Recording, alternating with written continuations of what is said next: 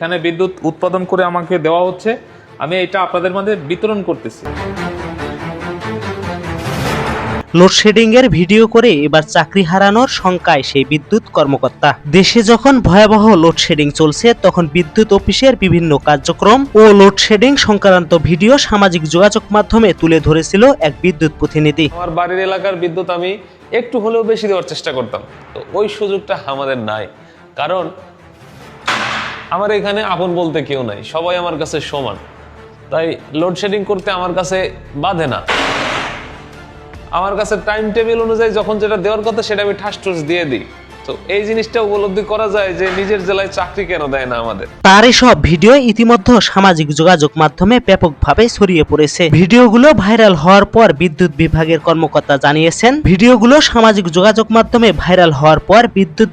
কর্মকর্তা জানিয়েছেন অফিসের অভ্যন্তরীণ কার্যক্রম বা এ ধরনের বিষয় অনুমতি ছাড়া সামাজিক যোগাযোগ মাধ্যমে প্রকাশ করার নিয়ম নেই। কর্তৃপক্ষের দাবি, অনুমতি ছাড়া ফেসবুক পেজ খুলে নিয়মিত এসব ভিডিও প্রকাশ করা হয়ে থাকলে সংশ্লিষ্ট কর্মকর্তার বিরুদ্ধে বিভাগীয় ব্যবস্থা নেওয়া হতে পারে, এমনকি চাকরি হারানোরও সংখ্যা রয়েছে বলে জানা গেছে। তবে তিনি যে উদ্দেশ্য নিয়ে ভিডিওগুলো করেছেন বিষয়টি নিয়ে এখন শুরু হয়েছে আলোচনা।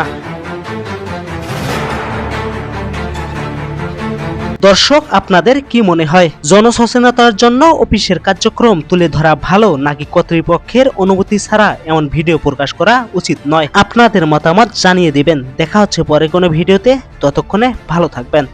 ধন্যবাদ সবাইকে।